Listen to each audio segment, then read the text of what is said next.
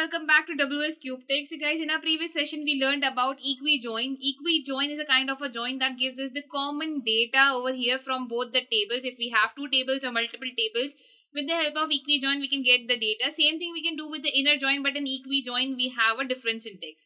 Today we will be talking about MySQL full join and self join. First of all, talking about full join.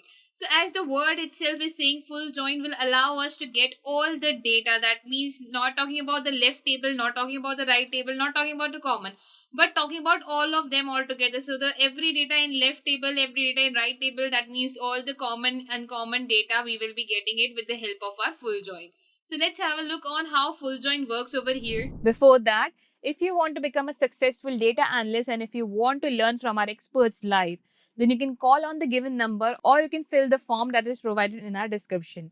Not just that, with our every batch, you will be getting 2 demo classes for free. So for full join, we have here our student details plus we have the fee details over here. For fee details, some changes have been made, but okay, we'll fix it. But we're talking about student details and fee details. So in both of them, we have roll number in common. So what we will be doing, we will be joining these whole tables with the help of what? With the help of our roll numbers. How we will be joining them, let's have a look on that. So over here, I'm going to use my select query that we don't have to define over here any column, because as I said, everything will be displayed over here from both the tables. So select everything from name of our first table, that is our student details. So I'll be writing student details and I'll be writing here inner join. That in full join also we use our inner join over here. Inner join on which table? Student fee data. So I'll be writing student fee data over here. And inner join, we will be building a contact over here. Contact on which table? So I'll be writing contact on our student fee data. So I'll be writing student fee data over here. And from where we will be joining that, we will be writing that where student details dot roll number, we'll be writing where over here, that where student details roll number is equals to student fee data dot roll number.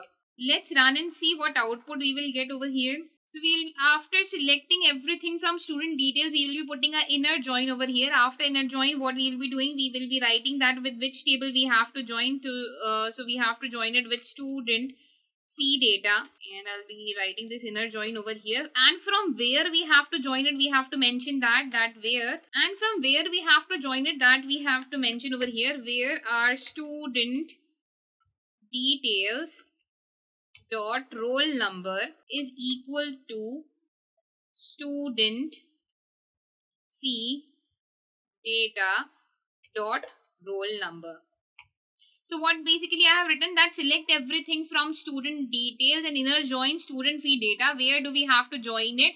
Where our student detail roll number is equal to student fee data roll number. Now let's run and see what output we will get. I guess I made a mistake of writing detail over here. Here it should be details. As soon as I run it, so now you can see I am getting all the data over here, that all the data which is in our both the tables. So right now this data looks like a raw data. So what you can do, you can create a tuple on the top which will give you all the details, like this one is the roll number, this is the name, this is the grade, this is the email, phone number. Again we have student ID, roll number, and this is the fee. So in this way you can create a tuple over there and print it. So this is how we can join the two tables completely over here. Moving ahead, talking about our self join, let's understand self join. The self join concept is little different from our all the joins that we have covered so far.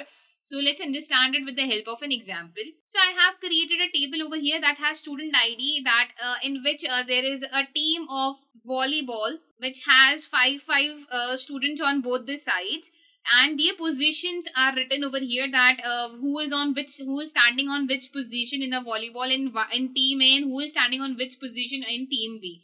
So we have team A, the name of the student, and their position, that means the position of students who are in team A. Then team B, that which students are there in team B, and the position of students that are in team B. Now, so what self-join says, self-joins allows us to create a relation between the same table. Now you will see over here that in position A and position B we have the same data. That means it could be written as in this way, that suppose if we have David on number 3 and also we have Charlie on number 3. So there could be a table that has a data like this. So it would be very easy for us to say that on number 3 position we have David and also on number 3 position we have Charlie. So what we can do with the help of these two columns, we can create a relation between the same table and get an output over here. So let's understand how self-join works with the help of an example in our pie chart. So what I'll be doing, I'll be just removing this query over here for our full join, and I'll be starting a query for our self-join over here. So what I will be doing, I'll be writing select. What do I have to select? I'll be creating aliases for both the tables over here, because we have the same table over here, but for one I'll be calling it as let's say T1, and for the other one I will be calling it as T2. So select T1. From T1 we want name of the student, that means team A. So team1 dot team A. What else we need from T1? We also need the position. So T1 dot, don't get confused with that what two tables are used over here. There is only one table used, but because we want it to work as two tables, that's why we are just creating aliases over here. And from T2 we need our name of students that are in team B. So T2 dot team B. So these three things we will be needing. Now what we will be doing, we will be creating the aliases of the table in the next line. So what we will be doing now, that we will be creating the aliases of these tables by writing from student games T1 comma and student games T2. Okay, so these are the two tables with the aliases, that is T1 and T2. Now what we need to do, we need to create a join over here by creating a relation. The relation will be between the position A and the position B over here. So where we will be writing our where clause, that where T1 dot position A is equal to T2 dot position B. So let's run and see what output we will get over here. So you can see over here that now we get Zoe, that is on number 2, and Peter is also on number 2. Rachel is on 1. John is also on 1. Lisa is on 4. Jason is on 4. Ted is on 3, and Zia is also on 3. David is on 5 and Charlie is also on 5. That means they are on the same position now.